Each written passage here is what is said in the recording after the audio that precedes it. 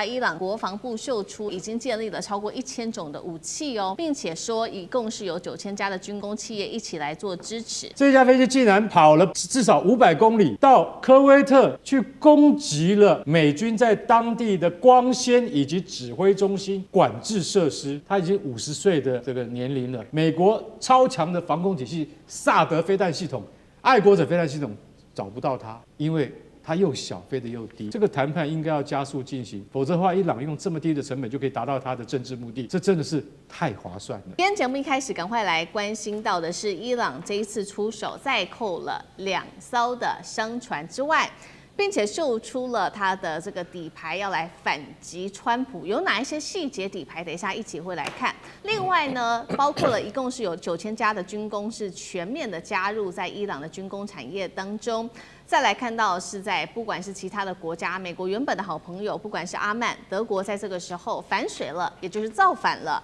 美军基地还酿下了大火。C-30被砍等等的议题，等一下就这些话题，我们会一起来做一次比较深入的解析。今天3个火线话题，我们等一下同时请来宾来帮我们特别做解答。首先呢，我们等一下会来一一的盘点一下伊朗国防部秀出的最新的他们的军事底气，公开说已经建立了超过1000种的武器哦，这当中包含了有飞弹、无人机跟防空体系，并且说一共是有9000家的军工企业一起来做支持，这样子的一个战时军工体系是否代表伊朗可以打一个非常长期的消耗战呢？真的有这样的实力吗？第二件事情，今天也会来关心到的是，伊朗在4天之内2度的扣押了2艘的商船，直接锁住荷姆兹海峡，这个是封锁型战争试探阶段吗？第三件事情，我们现在看到了，包括俄罗斯已经包括普丁在内都力挺伊朗到底。那么欧洲针对于美国的态度，则是开始出现松动，尤其是现在反战示威跟他们自己的基地都遭到袭击哦，让欧洲国家反战的一个势力现在不断的上升。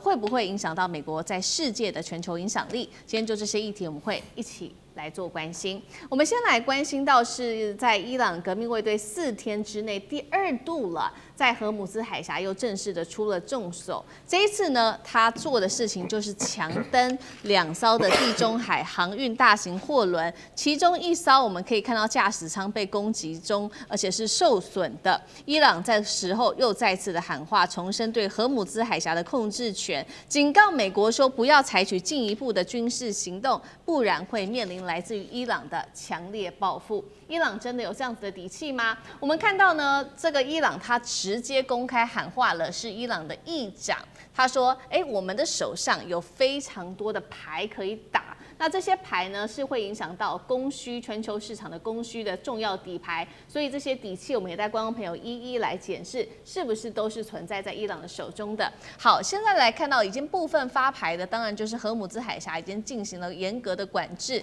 而曼德海峡是未来在这个伊朗手中的另外一张王牌，跟石油也是他还没有发出的王牌哦。那么包括了现在已经有在库存的部分是已经寄出的招数，需求也遭到了破坏，包括了许多的基础设施也遭到破坏。伊朗国防部更是说呢，已经生产了超过1000种的武器了，包含飞弹、无人机、防空体系，而且这些供应链是由扎扎实实的企业来做支撑的，一共达到了9000家的企业。反观美军，我们这几天聊得非常多，弹库见底之外，补给线拉长，还有全球对于美国的态度开始出现了松动等等，都让战线拉长，也恐怕影响到在川普国内自己的一个士气哦，会全面的做反扑。所以今天节目一开始，我们要特别来请教干哥怎么看伊朗秀出的他刚刚说的这个战略底牌到底有多强，足够跟美国打一场长期的消耗战吗？那美国打得起吗？干哥怎么看？事实上，伊朗它本身还有70%的库存还留着，也就是说，不管它的就是有生力量，包括导弹、无人机以及各式各样的弹药，老实讲，它还存留着70%的有生实力。那所以说，他说这个现在国防部他说出了他们的底气，说我们公开建立超过1000种武器。我说句实在话，这1000种我们用指头算是算不完的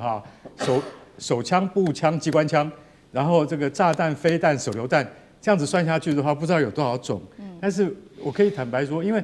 其实伊朗的国防工业跟其他阿拉伯国家不太一样，他们本来就有自己的体系，然后他的实力会比沙烏地阿拉伯更要坚强。为什么？因为沙烏地阿拉伯他们是没有人来做这些，就是说在军工厂里面，这个一样要推溯到他们的民族性啊，因为沙烏地阿拉伯身为穆斯林世界的最大国家，但是他们的这个就是说国民是不做工的，他们都请外劳来做，所以说他们的军工业是不发达的。但伊朗不一样，伊朗本身它就是在巴勒维国王时代，他就非常重视这一块，所以伊朗国防部他们讲这句话的时候是可信的。我们有9000家跟军工有关的关系企业，长期在支持着军方，也就是革命卫队，好，在支援着前线的补给。所以说这些大到什么？大到飞弹的轴承，小到士兵要用的这个止血包、补给包，像这些，老实讲一句，伊朗的国防体系工业它是一体成型，而且很久了，超过25年之久。在这个国王巴勒维被推翻之后，跟美国的关系一夜消亡之后，伊朗就建立自主了。不过，伊朗比较有一个大的罩门，就是说它的空军跟海军都一直没有更新。的原因是因为这个当初都跟美国购买武器，但是它的空军已经20年没有更新武器了，所以我现在手上特别拿了一架 F5，就是最近在科威特建奇功的 F5战斗机。这架飞机刚刚从中华民国空军退役啊。那所以大家看到这架飞机可能有一点眼熟啊，对，这是伊朗，这一架飞机就是伊朗的涂装，我特别带了伊朗的涂装来。这架飞机竟然跑了至少500公里，到科威特去攻击了美军在当地的光纤以及指挥中心管制设施。那你说这个飞机，坦白讲一句，它已经50岁的这个年龄了，它还能够跑那么远，而且完成任务，低空轰炸。美国超强的防空体系萨德飞弹系统、爱国者飞弹系统找不到它，为什么？因为它又小，飞得又低。所以说，像这样的武器是在前国王巴勒维时代还留存下来，它还能够用。它为什么能够用？就是因为伊朗有强大的体系去支撑它，让它虽然已经没有零件供应了，但它还能够起飞，当成是一种有效的作战装备。所以大家就晓得说，这不是空口说白话。那我们看到这边的话，我们就要晓得说，那伊朗最近这2天又扣押了2艘商船。这2艘商船，其实我说一句实在话，最跳脚的是谁？是希腊的船东。为什么？因为他们这2艘货柜轮都属于全世界最大的海运集团，也就是地中海航运公司。这个公司坦白讲一句，你只要在航运界一问，就是阳明海运吗？还是我们的长荣海运？不是，是是就是地中海航运公司。在希腊它是非常有名，因为这个公司它的这个历史已经超过100年了，所以他们的这个旗下的货轮跟货柜轮都是世界知名的。这一次被伊朗的革命卫队用快艇快速扣押。我讲句实在话，如果再被扣押2艘的话，就会造成国际事件以及经济打击，对世界的这个供应链的打击非常严重。因为每一艘船都超过12万吨，不是那种普通的货轮，不是普通的商船，他们旗下的货船跟货柜轮，甚至油轮以巨大而著称。那伊朗革命卫队也不管国际时间就上了。而且他用的是最低成本的，只要连鱼雷艇都算不上，就是快艇。革命卫队的特种部队就上去一扣，就当场在海峡外面把它扣住了，只容其他船可以过的很小的范围。像这样子的行为，如果再被扣2艘的话，那美军你怎么办？美军你在世界上的龙头地位就不保了，因为伊朗这么容易就可以把这种最大的航运公司的船给扣下，那将来美军的威信要放在什么地方？所以我觉得这个谈判应该要加速进行。否则的话，伊朗用这么低的成本就可以达到它的政治目的，这真的是太划算了。好，在正式的展开所谓的第3轮的谈判之前，我们看到伊朗的攻势非常的多。除了刚刚特别提到的在经济上面、商船上面的封锁之外，还有秀出的各种的军事实力跟它的军事底气。他说1000种的武器都还没有寄出来。那我们也持续在看他的另外一个招数，还有就是在外交上面的这个穿梭。现在呢，最新表态就是俄罗斯了，普丁已经出来说他绝对会力挺伊朗到底。那除了普丁之外，包括了阿曼，他也说了，他表态要出来调停，维持稳定。再来就是德国了，德国这一次呢，话说得非常重，这位是总理梅尔茨，直接对美国开炮。说得非常难听，他说美国没有任何的退场策略，被伊朗羞辱到现在还不自知这是来自于梅尔茨的最新说法。我们看到欧洲国家，包括了英国内部也开始出现了非常多的反战的声浪。英国主要的原因就是它的美军基地爆发了这场火灾所以我们可以看到整体的反战示威升级，甚至有反战人士拿着斧头去砍美军 C-130运输机，包括除了在英国之外，中东许多地区也出现了反美的各种声浪。一边我们看到伊朗的手段扣传，另外一边在外交上面分化西方的势力，这一招操作大师怎么看？其实这一次你要看这个伊朗这个国家在这面临这个美国跟以色列联手攻击的时候，你发觉不但它在军事上，它在外交上尤其在外交上凸显出它的高度专业性。跟他的这种外交的能力，现在归纳来看，他的外交这场战争以后发生以后很清楚了。第一个争取俄国跟中国大陆的支持。那你可以在这个中国大陆跟俄罗斯基本上都不赞成这场战争，虽然他们不会加入，那么在联合国的各种表决的时候中俄基本上都是支持这个都是站在这个伊朗这一边的那中国大陆更是怎么派出这个中东特使那么到处穿梭，穿针引线。当然很多事情外交不浮上台面的，所以你看他很成功的争取到中俄2个大国对这场伊朗的支持。那第二个就变成他试图去中立了2个也非常重要的力量。第一个，他中立了海湾，他把海湾国家把它中立化。让海湾国家很清楚来讲，其实海湾国家跟伊朗是没有必要陷入战争的。那以色列的计谋就是要把海湾国家也要拖入到这场战争里面。可是呢，我想伊朗在所谓的打击上用所谓的对等反击，而不是主动攻击。那么攻击的这些海湾国家的目标呢，都是美军基地为主，或者美国相关的产业为主这一点，他就向海湾国家表明了，不是与海湾国家为敌，希望他们保持中立。那这个目的也达成了。另外一个，他们也争取欧洲的中立，所以欧洲跟这个海湾国家的中立，也是他外交上一个重点。第三个就是他也用这种封锁荷姆斯海峡控制油源的方式他也很成功的警告了印度、东协跟日本、韩国这一些过去很多都是跟着美国的这个政策走的这些国家，所以他整个做下来，让美国感觉到外交上相对的就非常的孤立。那而且越进入到后期他的这些外交的作为那手段更为灵活。那这是大的战略。另外，你可以看在这个整个的谈判桌上，伊朗的谈判人员表现出高度的专业性，那么提出的各种解决问题的方案那都很专业。比如说，他们相对提出来要美国做的这些让步，比如说第一个赔款，第二个要怎么在中东地区要撤出美军，对，第三个保证以后不会再继续攻击伊朗，然后呢都很具体，因为他要提出具体的要求，才跟美国提出的具体要求才能够怎么样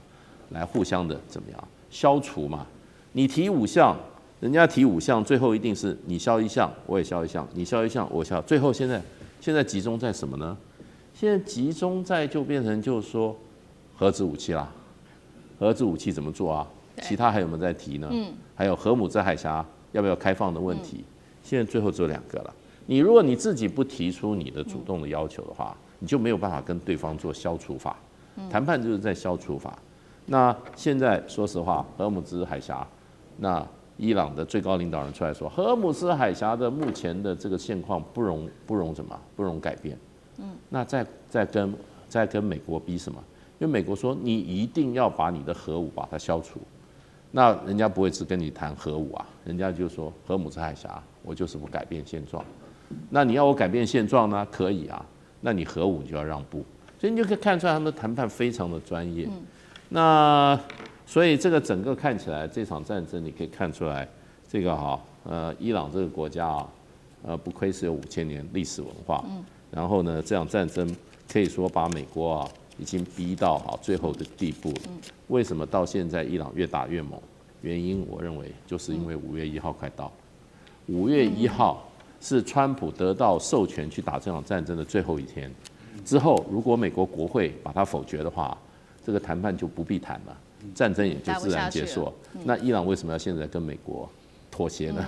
所以伊朗现在越来越硬是有原因的。好，一方面伊朗已经看准5月1号的期限已经快要到了。那第二件事情，透过这个外交的斡旋，我们看到俄罗斯表达更力挺伊朗之外，包括了在欧洲国家跟这些海湾国家，现在也持比较中立的态度。那在这样子的一个状况之下，外交上面的表现会不会影响在军事上面的态度呢？也就是说，美国在全球的军事体系会不会受到影响？那在包括了全球的军事布局，会不会也受到冲击？尚志哥怎么看？我们现在在这次波湾战争就我们感受到的部分是，包括美国基地轻易的就被伊朗炸得死去活来，所以大家在认知上总感觉美国现在的军事力量好像不怎么样嘛然后甚至很多看衰说它反噬，我都认为这些都是太外行了，太天真。军事这样，军事是一个国家国力最扎实、最实质的东西，而且它是持续的累积不断的，总统或领导人会改来改去。那么，但是呢，这里头政治人物这些政客会改来改去，可是军事这边都是持续累积、日以继的累积的。所以，对于现在，我认为美国的这个军事力量，我们在这波上看到，之所以乱在哪里？乱在政治跟外交的指挥系统乱在川普跟赫尔塞斯里头，他们就开除的一大堆厉害的这些军事将领。然后你可以看到，在波湾战争，我们现在听到的所有的信息。原始的部分，在美国军方基本上是反对的。美国军方在评估这场仗当中是不能做的，乃至到现在，你可以感受到，包括虽然现在就是川普一直在放话，你可以感受到，其实是因为原因之一是美国军方没有100%都听他的，所以这个东西其实就是在于说，美国军方的这个专业跟实质的这些积累。他们并不是这一些政治人物、政客都可以动用的，所以你怎么可以轻易的认为美国军事的全世界的体系就会崩溃了呢？我觉得会这样的都是不懂的啦。而且大家不要忘了，现在全世界美国的军事概念是什么？全世界在80多个国家有将近800个军事基地，全世界所有的中国、俄罗斯全部加进去。在海外的军事基地当中，美国在全世界只有南极洲没有军事基地，其他地方是占了全世界各国的85%的军事基地都是美国的。我们来看2026年，我觉得最实质看钱啦。2026年，在美国的波已经编了这个波的国防预算高达1.01兆美元，相较于去年它又多了1000多亿美元。1兆美元这是什么概念？也就是说，美国到现在为止，他们就是每年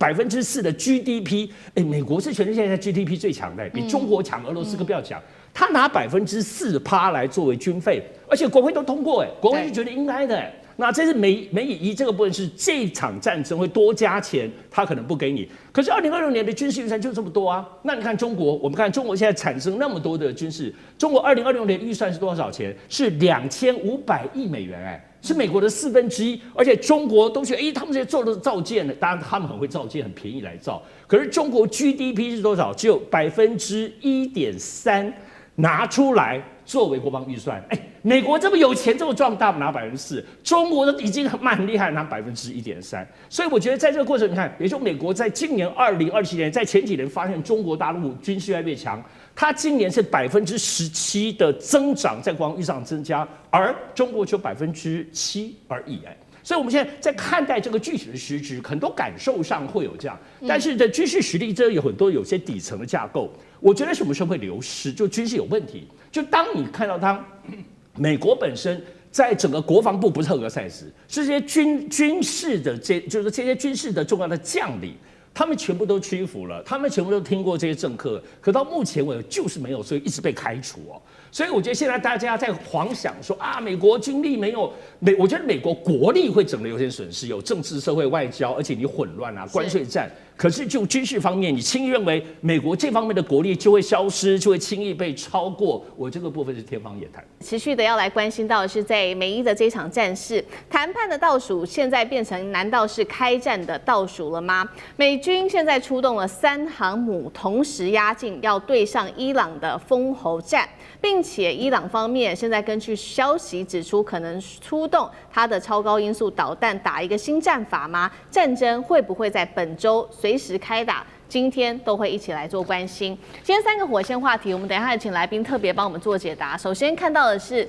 3航母之外，这是来自于美军，还有它的无人艇也首次的进场了。现在说兵力创下了20年来的最高，但是还是卡在这个谈判前夕。美国这样做，难道是要引战吗？有没有可能本周就会真的开战？伊朗方面当然了，完全不退让。现在说可能祭出的是它的高超音速飞弹，还有无人机海反舰飞弹，来加快它的这个步伐，甚至瞄准的是荷姆兹海峡的封锁。战争现在变成了低成本的消耗战，要消耗航母，美军能撑得住吗？第3件事情是，现在呢离这个60天战争期限只剩下最后倒数了。川普如果再拿不到国会的授权，他会不会硬打下去？还是被迫收兵呢？今天就这些议题，我们都会一起来做关心。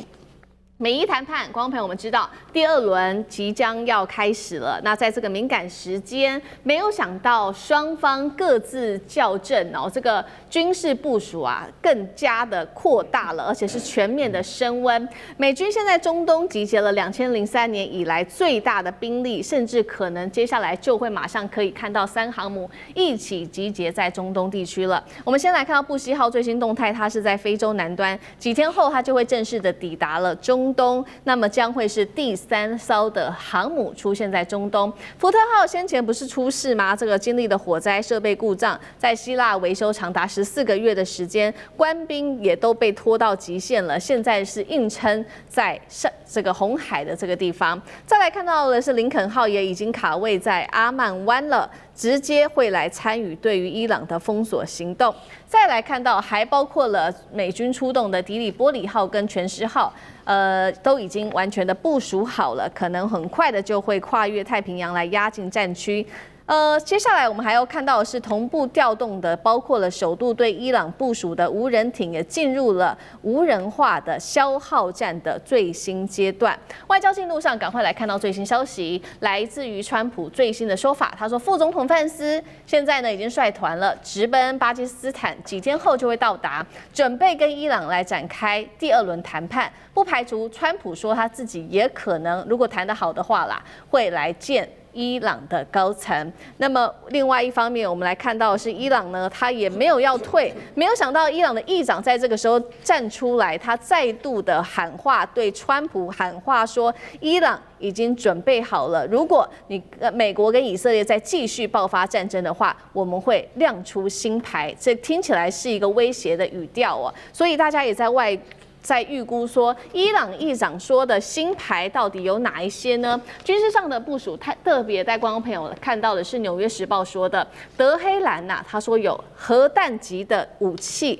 这当中纽时也特别指包括了有飞弹，还有数千架的无人机，都正在伊朗内部快速的回血清理后，它可以恢复到战前大约70%的战力。第2件事情是传出来了，包括伊朗具备有它的超高音速多弹头飞弹，速度高达8马赫，15分钟可以打到以色列。更致命的是，包括了它由它的反舰飞弹、无人艇、快艇的战术，可以做低成本针对荷姆兹海峡的这一场封锁战。再来，中国大陆的角色也在这当中。现在有传出来说，这个伊朗向中国大陆购买的鹰击12外销版本的 CN-302的这一款超音速反舰飞弹，并且和大陆协商采购地对空的飞弹系统、反弹道武器以及它的卫星武器等等。现在看起来，双方都已经把兵力进出了。现在看起来，难道可以说是开战的前兆吗？会不会本周就会直接引爆战争？干哥怎么看？好，3航母压境啊，这个标题非常耸动。为什么呢？的确，事实上也是这样，在案发，就是在进发之中，在安排之中。那你说，其实老实讲，林肯号最早就是已经在阿拉伯海，在红海附近巡弋，然后福特号真的是劳苦功高啊，这么新的船，但是它现在已经部署超过10个月，好不容易到希腊的克里特岛去喘息一下，没有2个月，来回来，再回到红海来。其实他们官兵，我相信那个心理的那个素质一定变得很差，你知道为什么吗？马桶不通，又发生火灾，现在再被拉回来，你知道，其实官兵那个人是不能换的，为什么？因为你部署在海上，除非你回到美国本土去休整，不然的话还是同一批人。其实我是觉得他们的士气恐怕已经很低落了，没办法，上级指示嘛。结果现在还要再派第3艘，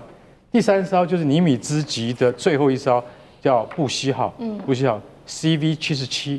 这一艘也来了。现在听说在好望角那边，要抵达红海，那个大概只要不到1个礼拜就能到。我现在揣摩着这3艘航空母舰到了波斯湾来的意义在哪里？我们现在先厘清，因为你如果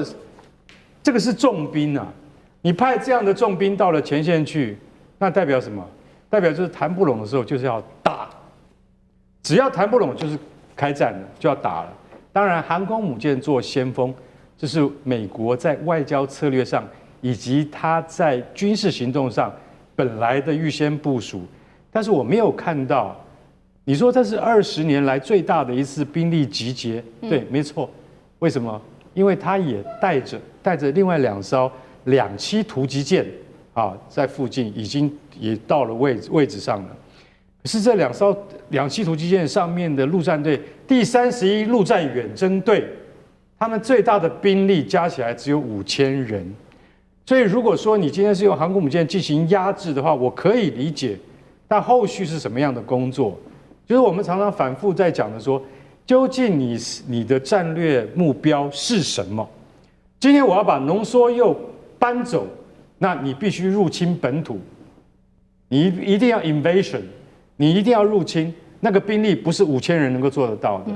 那3艘航空母舰到了现场的意思就是说，我把荷姆兹的海峡控制权拿回来，这个不需要3艘航空母舰。这只要神盾驱逐舰1个舰队就做得到了，1个战斗群就做得到了。所以我现在在看川普他的战略部署究竟是什么？这不到战略，这是战术部署啊。舰长很清楚啊，这是战术部署啊。你派这么多大船来，结果你又不上岸，究竟是在做什么？也许你是要再进行一次有限度的大型打击，这个我能够理解，但是看起来也不像。现在我跟你讲，现在伊朗本身内部已经发生了温和派跟强硬派之间的争执。温和派是谁？阿拉奇外长。强硬派是谁？强硬派就是 IRGC 革命卫队的这个那个新的司令叫瓦西迪，他们2个人之间在斗争。那所以现在只剩下1天的时间，范斯已经去到了那个巴基斯坦了。那你伊朗的代表是不是要到？我们就看这个，我们很快就可以看到结果。所以美国已经重兵部署在当地。如果伊朗没有办法及时反应过来，川普是不是要断然进行更强烈的军事打击呢？但是伊朗现在也已经听说，他们现在回血到什么地步？就说你们以前这个我们对付你们啊，我们花了这么多的无人机跟弹道飞弹，可是说句实在话。我们窝藏的东西，你们根本计算不出来。老实讲一句，在这种不对称作战里面，伊朗它是赢家，因为它有太多的廉价无人机。现在有一种最新的无人机，叫什么？它叫做它叫做天堂的守门者。这架无人机只要3万块美金，伊朗要大量部署，而且听说对付海上的舰队非常有效。除了弹道飞弹、高超音速飞弹之外，其实我觉得伊朗新的这批无人机，那才是真正的杀手锏，我们拭目以待吧。好，所以最后的关键24小时，到底是谈还是会打起这一场仗？我们持续的请舰长来带我们看，尤其美军现在已经都完全的重兵部署了。刚刚干哥也提到了，现在这个伊朗它的新的这些无人机一系列都排出来，《纽约时报》还有说了，伊朗手上握有核弹级的武器都还没出。对于美国来说，接下来面对的压力到底又有多大？舰长怎么看？首先，我先讲一下这个美伊战争的大盘就基本盘，大概是双方都不想打，我不信他们任何一个人想打。那两个不想打的原因不太一样，像美国的川普，因为美国就是川普决定嘛。川普为什么不想打？因为这个东西会影响到他自己。好比说，第一个油价，美国的通膨，他的民调一直往下掉，还有一个他要碰到的期中选举。意思是说，如果这个东西拖下去，这个美国方面损失毁灭的是川普，这是第一个。那川普做决策，所以他当然不希望他自己毁灭，他希望他能够继续的能够有。当然，这个美国总统做得很好，这是一个。那伊朗呢？伊朗当然也不想打，因为为什么？他的经济现在有很大的问题，再打下去，你看，像现在美国已经知道说，我不要去轰炸你了，我给你记这个2级制裁，谁敢帮助你，我就制裁你，那个力量是很大的。像那个古巴就被这样制裁得很惨。如果真的全世界去配合他的话，伊朗的经济一崩掉，你知道所有的这种大的帝国，大概它沦亡的一个很重要的原因都是经济崩溃，就是说我专制啊什么，只要你还过得下去，你都还会过，就活不下去了，它就会起来的。所以这是一个很重要的一个，所以伊朗不愿意打的原因是他希望这个国家活下去，这个跟美国是不一样，但基本上两个都是一样不想打。那所以，因为这个，再加上这个东西，全世界都在关心。你把油价打上去，全世界经济都崩了，不是只有，好比说，只有伊朗的油价变贵，那全世界都变贵啊。那油价是全世界是一个价，所以会变成怎么样子？全世界都会非常关心，全世界都会施压。你最明显就可以看到北京，北京其实不太管这些别的国家的事情，但这次他管得很深，王毅到处在奔波，在打电话，为什么？因为它影响太大，所以美国也好，或是伊朗也好，他们都会受到来自很多人的压力，而且他们发自内心也都不想打。因此，我现在先推断，他不可能打成第6次中东战争，但是他一定会达到一种某种程度的妥协，让川普有面子，这是一个。第二个，大家要知道，这个打仗其实我们说这个战争的 ABC 就是一个大欺小，强凌弱，就这么简单而已。所以你看到了美国现在派了这么多的这个部队去，3艘航母战斗群是有史以来但你很少看到，还加上2个迪利波里什么的全4号的那个大军集结啊。但是在那里，我可以告诉各位，没有用。为什么没有用？你知道吧？你就想一个情形，今天我们在陆战，我们这里我底下有一大堆我们的友军，我们要攻那个山头，那个山头在那很高，那是敌人的制高点，我一定要抢下来。那敌人我要打得下来，打不下来，一定打得下来，因为我们的军队太大了。但是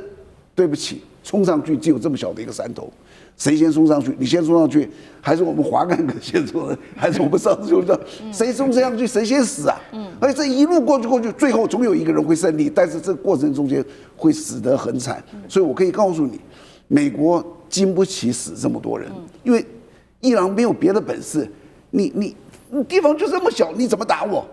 你再多的军队，你同时进来的也就只有那么一点。那你进来一波，我把你打死；你进来一波，我把你打死。除非美国决心要跟伊朗共存亡，否则他一定不愿意打，因为要死太多人。这是最后的这个。那最后我要说这个，现在的伊朗的状况是最糟糕的状况，就是他已经被打成那个样子，再用轰炸的还是那个样子。因为它就是一个最糟糕的状况，地面部队的那2个叫做远征队不太可能，它死伤会非常惨重，所以最后会有一些小的冲突，最可能就是无疾而终，然后美国就退回去了。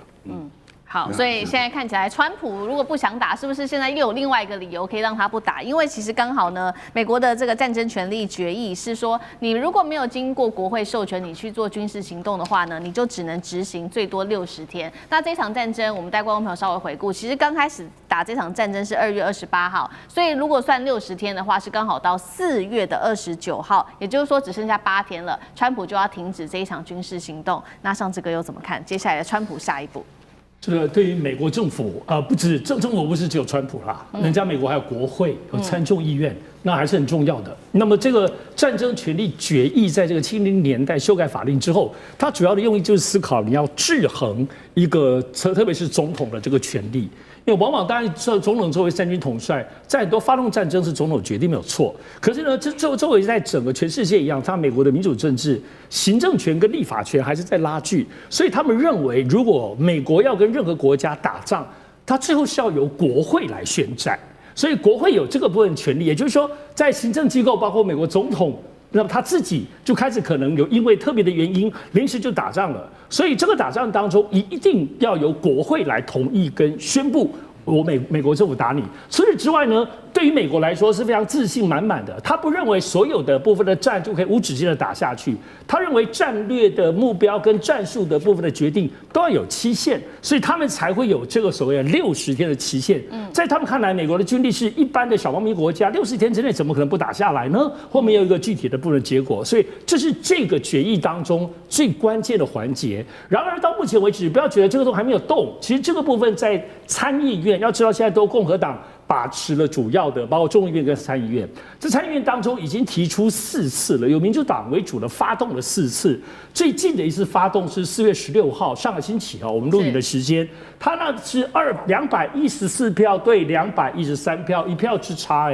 这1票之差的部分基本上什么意思？就是说现在他赢了，就是说还是支持美国总统的部分还可以持续，但他还1票之差就禁止川普继续打仗。所以为什么大家就觉得说，因为已经表决4次了，随时有理由就可以继续发动。那即使没有成功的话，还刚刚讲60天之内他就得停了。好，大家现在看说，那是不是真的就像讲4月29号？其实不一定啦，应该会到5月底，因为这个权力决议当中也预估了，也提到了还有30天可以撤兵，所以真正的那个决胜负还可以有川普的理由可以拖到5月底。当然这里头是这样子，大家现在在预估的，除了刚刚讲美伊战争谈判能不能谈不下去，打要不要继续打？可是这个打当中，就美国国内的法令来说，刚刚前面我描述的不是无止境的，即使川普还是硬要打。好，重点了，那美国国会怎么办？美国国会拿他没辙吗？不是60天你就得停吗？就接下来的下一场就是说，如果川普还是不管3七21，他还要继续那么多的部队、航空母舰、几万名的兵力在波湾这个地方继续集结的话，美国国会还是有招哦。是什么呢？接下来如果你不继续遵守，美国国会就可以针对卡你的战争预算。也就是说，我可以完全把你的预算推翻，你没钱了，我就不拨款给你。这个部分是美国政府得要遵守的。如果这样，你没钱了还能继续打吗？所以，其实在美国国会的这场战争，法令上是4月底或5月底，然而延伸下去，预算战这件事情，现在在美国境内认为这可能是接下来马上就要面对的事情了。今天节目一开始，赶快来关心到的是，现在要发生大事情了吗？另外一场战争吗？美军在紧要关头紧急撤侨逃奔到第3国，这是我们收到的最新消息。伊朗方面现在也在积极备战，亮出了他的飞弹，美伊同时进入战前节奏。今天赶快来做关心。今天早晨收到的最新消息，带观众朋友来看到的是，美军启动了这个中东撤侨计划，可以说是非常不寻常的一个动作。那也是被视为是一个启动历史级别的一个计划。现在全面的是动员包机之外，还有地面的运输系统，并且主动会协调帮助在当地的民众来订票转运到第3国，而且呢，所有的差旅费是全面都是豁免的，被视为是不是现在准备要进入战争了呢？同一时间，伊朗也把话说白了，他说全军已经进入到了100%备战状态，美国只要一出手，会立刻的全面做反击。而在美伊休兵之际，伊朗则是重新整理了他的战力，也积极的在备战。最新画面带观众朋友来看到的是，伊朗的民众这一次呢，特别聚集在了他们的首都德黑兰的广场，上演的是国家动员的计划。那这一场游行叫做展现国家力量大游行，公开向美国展示了2个他们认为是他们的大杀器，包括了卡德尔跟这个霍拉姆。沙赫尔4的飞弹。卡德尔的这个小档案带观众朋友稍微了解，射程超过了1000公里，可以搭载多弹头，具有抗干扰的能力。关键是包括了伊朗自己都承认，在今年3月已经用这款飞弹攻击了美军的驱逐舰。另外一款来看到是霍拉姆沙赫尔4，射程达到了2000公里。几乎包含了整个中东地区。他说，15分钟内是可以直捣以色列的，末端速度高达了14马赫，具备多目标的一个打击能力。那么伊朗还有其他的不对称战力，他说他也准备好了。今天特别来看到的是革命卫队，它下面的这个蚊子舰队哦。蚊子舰队全面待命之外，还包括了它有它的这个用高速的快艇、无人机跟岸基飞弹，专门要打的就是这一些航母跟军舰。那么另外呢，我们来看到他说速度的部分的快艇的速度甚至是可以飙到100节，大约达到185公里的进行饱和攻击。五角大厦更是做了一个评估，说他们认为呢，其实美方低估了这个伊朗它现在目前拥有的战力，包括其实它还拥有数千枚的飞弹跟无人机的库存，是可以直接威胁中东的美军跟盟友的基地的。另一方面，荷姆兹海峡现在不是持续的被封锁吗？但是根据美国官员的说法，其实得花至少6个月的时间，而且还是在伊朗没有干扰之下，才可能完成在荷姆兹海峡这边的扫雷动作。美国突然间启动的这个撤侨计划，真的是吓了大家一大跳，当然也同时影响了全球的股市，在今天早上有所发酵哦。难道是真的要准备备战了吗？另外就是看到伊朗的战力的部分，蚊子舰队还有各种的飞弹、无人机、岸基飞弹都已经出来了。接下来的战力如何？双方会如何交火呢？厉将军怎么看？确实，美国启动这一次这个撤侨计划不排除这个美军会不会对伊朗又重启战事那为什么我这样研判呢？我觉得这次撤侨有2个原因。第一个原因是伊朗又重新开放了这个空中，这个又重新开放空中，因为之前在打仗的那段时间伊朗它的空中是封锁的，所以很多的客机没办法从伊朗起飞，而那个时候在伊朗这个本土有很多美国的侨民，那是不是那时候他们跑不掉那现在来讲的话，伊朗认为说是在停战时间，他又解除空中的封锁，所以说这时候民航机可以飞的状况之下，那美国要赶快把它从伊朗地区的侨民撤出来。其实美军从中东地区撤侨，其实在开战之前，他就已经开始在撤了。2月28号那时候，包括到这个除了海湾国家沙特，还有甚至于连埃及，那时候他都已经有在撤侨。但是很多的民众不认为说这个战争会打到他头上，所以说并没有很紧急。可是现在来讲的话，我认为这个他这次特别不一样的是，所有的这种费用、机票钱这个美军全部豁免，由国务院来出这个钱。那后面代表的含义就比较严重了。我们看到当然川普有讲说，这个时候停战的时间，他要停到伊朗自己内部提出一个这种这个温和派跟鹰派2派都提出一个他们都能够共同接受的和谈计划以后，他才要开始谈。所以他说这个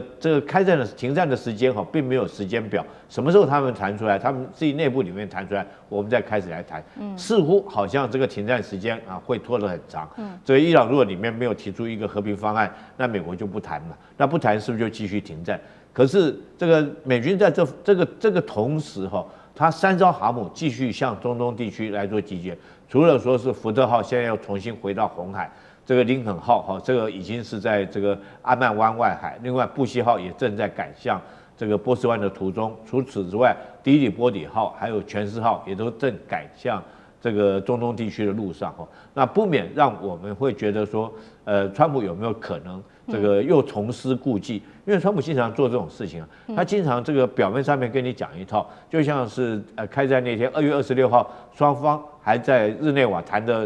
出一个框架出来，就没想到2月28号就开打了，这个而且是用偷袭的方式，这个以色列打美国就跟着下场。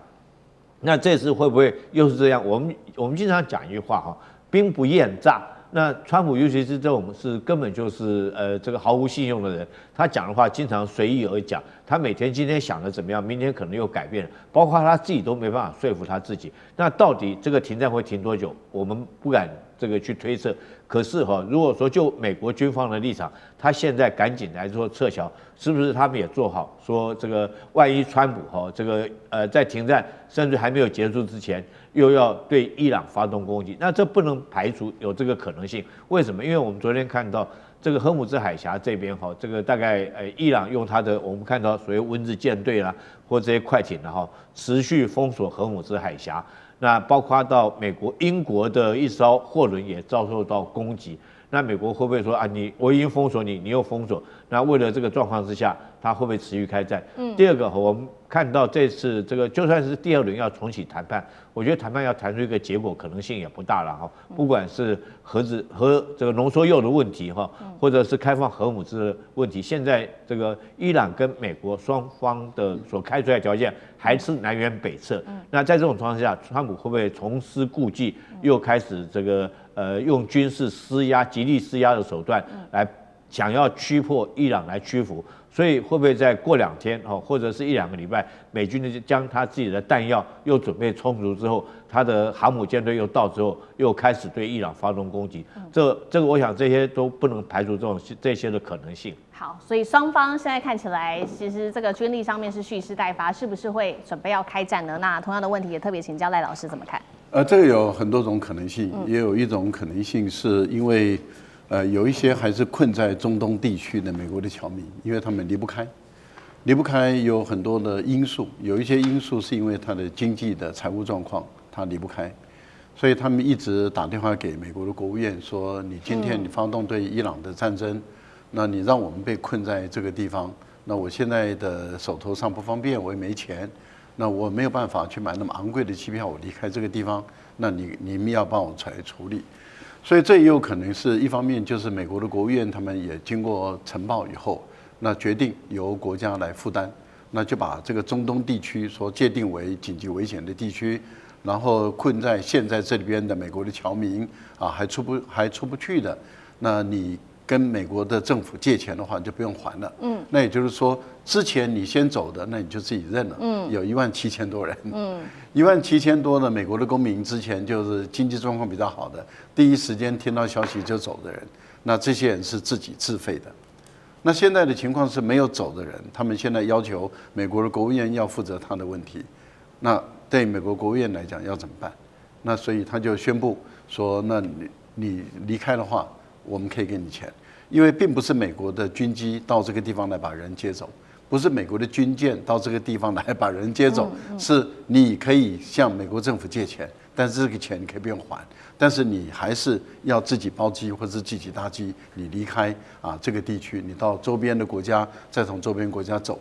但是由于美国的国务院这次的公布的让大家觉得很不着边际的地方在于，他只宣布一个中东地区，可是你到底讲的是哪一个国家？因为事实上，也就是说，不管你沙特现在难道对外都不能航行了吗？没有啊。阿联酋难道都对外不能航行了吗？也没有啊。科威特都还有连外的通道啊。换言之，也就是说，只要不飞越这个伊朗的上空、领土上空的，因为伊朗是他所谓的关闭空域，是说你不能够飞过我领土的上空。可是周边的国家它还是有别的地方可以飞，有别的国际航线可以飞，它不用经过伊朗的领土上空。所以美国的国务院也没有把这个问题讲得很清楚，因此大家要看的是你的具体的措施。不过它已经造成很多人的推敲，说是不是要局部性的地面战准备要开打了？大家就有这个一个压力了，就是说，